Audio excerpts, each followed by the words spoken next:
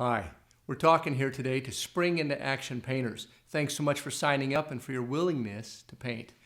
I used to paint and thought I was doing a great job, but it would take me forever to paint straight lines, and I always wondered why.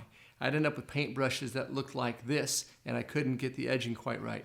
We want to use paintbrushes that look like this and keep our lines really neat. There's a big difference between putting paint on the wall and changing a color and doing a great job painting.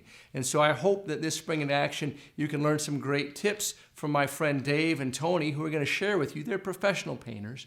They're going to share with you just how to have fun painting, to do a good job, to keep your brushes clean, and to make an excellent effort. So you'll be worthy of wearing a hat like this if you pay close attention to this, and we'll do a great job for the district. Give me that, yeah.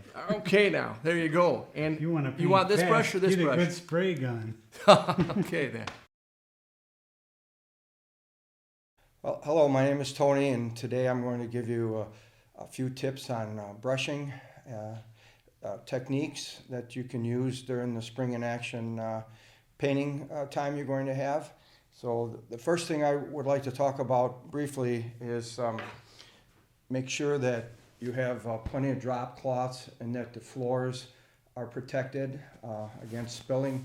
Even if you're a careful painter, somebody might come in and bump you, and using a drop cloth is a good way to protect the floor. One thing also, when you're painting door frames, if you just put a drop cloth down and you have to paint that door frame, you're going to have to pull that away, and you're still going to have some dripping and so forth. So what you can do is take some of this 2-inch blue painter's tape and put it down on the outline around the base of the frame on both sides, and then put your paper or your drop cloth in between there. This way when you pull it back to paint, you're still covered. Next thing I would like to talk about briefly is brush types. I've been being very simple. If you're going to be trimming out something, you don't want to grab a brush that looks like this. You want to grab something that looks more like this, a little bit more thinner. Angled brushes work really well. You can use a straight brush, but angled brushes work well. But these are good for trimming out along ceilings or frames and so forth. What I like to use, I don't like to work out of a can of paint. That's not a good idea.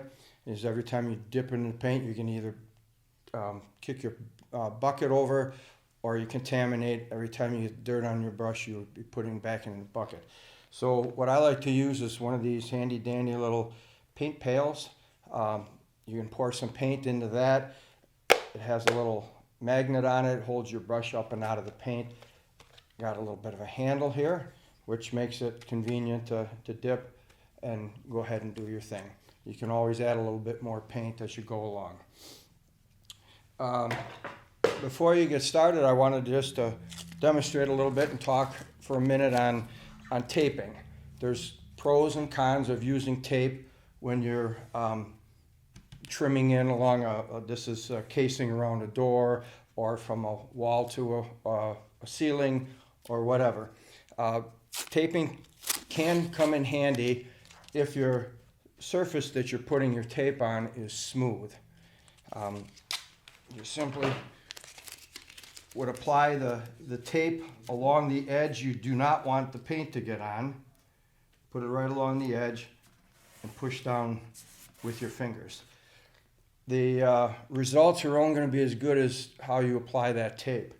On a smooth surface, you get it where you want it and you push it down good. Where the tape doesn't work well is on a textured surface or a sand surface or anything rough.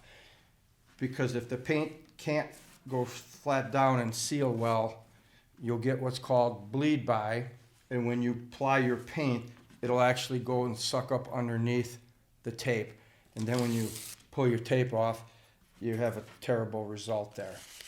So if you're working on a flat surface or something smooth, the tape works really well. If not, if you have a rough surface over here, as I kind of do, there's two other tools.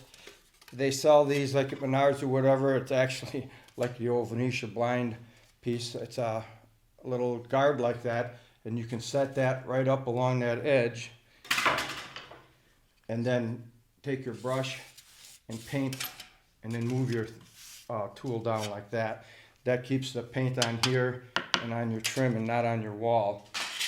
Something else you can use is a taping knife for mudding. It works the same way. You just kind of put it in there like so, and then you can brush freely like so. So either one of those tools will work.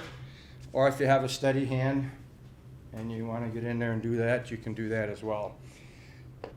But I put about 1.5 inches or so of paint in there.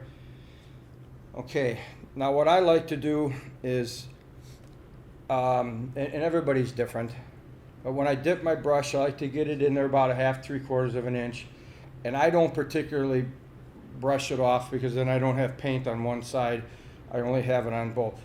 So what I do is I just kind of bang it along the side of my thing, which takes the excess paint off, but I have paint on both sides. So once you apply your paint and you don't want to overload your brush, and you come up and you start, and you can draw your brush down in a nice, smooth, even stroke. You go back and spread the paint evenly. One thing that's great with these angled brushes is that you can, if you use your wrist to flex the bristles, you can get a super fine edge, and then you can make a point up there. I don't have a corner to show you, but if we had a sharp corner, you can get that right up in there and, you know, go like so. So if I was painting this trim, I would just keep coming down along the edge like that. Again, you don't want to overload the brush because you're going to get it on your wall, and even if you have tape, you don't want excess paint going in there.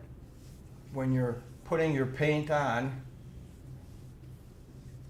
you can do as short of strokes as you feel comfortable with, but don't stop and go like this and work your way down and work your way up and leave all kinds of brush marks. Do a section and then come back and smooth it all out. This obviously would need 2 coats. Okay. One other thing that is a common mistake that people make is, here's an edge, and actually there's a little edge on this side. They'll take the brush, put the paint on, and they'll come over here like this, and then they'll start and they'll kind of go like this. Well, every time you do this, you're leaving gobs of paint on that side. I'm going to take that off. What you need to remember is always brush from the inside to the outside of an edge, like I'm doing here. And then the brush doesn't leave any paint on this side. And there's a little edge on this side too, so I would brush from the inside, kind of tapering it down and out. Okay, I want to just show you a thing or two on painting baseboard. If I was painting this wall and this was a wood trim and I want to protect that, I would again use the painter's tape, sticking it on top of the baseboard. Like so. You want to make sure you're right on top and you're not sticking up on the wall. And then once you get it in place, you can use, I use my thumbnail and I put it down so that the tape is making good contact with the top of the baseboard. Or another trick, I didn't bring a spoon, but just a teaspoon, and you put that down and run that along the edge, and that's another tool that comes in handy, and everybody's got a spoon that you could get like that. And then you would take your paint and, you know, go along. Again, you don't want to load your brush up too much and have it draining down and in there, but you could go like so and, you know, work your way across the wall. If it was the other way around, where you were painting this base a different color and you didn't want to do the wall, this probably won't work real good, but same concept. You'd put your tape above and get it on there real good and tight. That's amazing, it's sticking. And then you would take and put your paint, you know, on your base and go along from there. You want to also, if you're going to be, whether you put this on the wall or if you put it on the baseboard, when you're done trimming out, you want to pull your tape off as soon as you can. It's not a good idea to leave it on overnight or for a long period of time, because when the paint starts to dry, when you pull the tape off, you can actually pull the paint off as well. So you want to get your tape and put it in a bucket or can so that people aren't stepping on it or you're not getting it all over. There's one last tip I wanted to give you. I don't have the prop for it, but if you were painting where here's the ceiling and then you've got your wall here, if you're painting your ceiling, always paint your ceiling first, and then when you're trimming it in, make sure you get whatever colors on the ceiling, get a little bit on your wall all the way around. Then once that dries, then you can go ahead and trim in your wall. It's a lot easier, if this was my ceiling, it's a lot easier to come along and trim along that edge than it is hanging upside down and trying to, do the wall first and then try to cut your ceiling in. It's just very difficult. So it's best if you trim your ceiling in and then come back and brush along there and get your wall done. Okay, there's two other small tips I would like to give to you today too.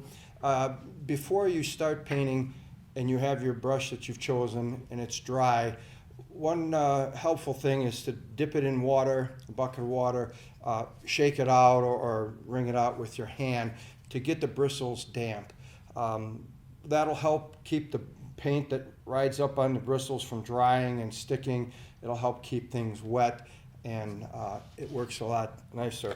And the second thing I wanted to, depending on how much coffee you had or didn't have, and some people just normally have a little bit of a shake, especially when you extend your arm, and I'm exaggerating of course.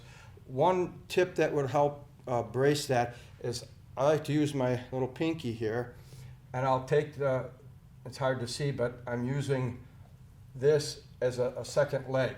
So I will put my pinky up against the whatever I'm painting, and then I use it like this, and I can draw down. Now it's hard to see, but this finger is riding along the board, so I'm not just kind of free floating it here. I've got my finger there, and it keeps a much steadier. Even this is awesome when you're cutting in a corner and you have two different colors and you got to make a nice sharp edge. If you brace yourself with that, like a double leg, you can cut a real nice edge. It just, again, most people have a natural shake and so forth. So you might try that technique next time you're cutting along an edge. What I do is I'm a little rough on it. I put the water on it and I go like this, and it's clean really fast. But a lot of times there's paint up in here, so you take the wire brush and go like this, and it gets the paint out of the metal part here. And then when you're all done, they have regular spinners to spin out the water, but I just go like this, and then when it's all spun out, go like this. It acts like a comb, so the hairs stay nice and neat. You wrap the brush in newspaper after it's all clean. Just fold it over nice and tight like this. That's if you don't have a brush cover that came with the brush anymore. And fold it like this. Just keep doing that, and then find where the top is and fold it over and let it dry. So next time the brush will be in nice, good shape for painting. Happy painting. Thanks again for the tips. Again, we often think we know how to paint. These little tips will help you to do a great job. We want to leave the painting projects that we do in the school district looking better than they were before we got there, certainly. And we want to have them really neat and clean. So if you have questions along the way, ask. Find one of the guys in either an orange t-shirt, but better yet, find one of the guys that's going to be in a bright blue t-shirt that's going to look similar to this. They're going to be your team leaders.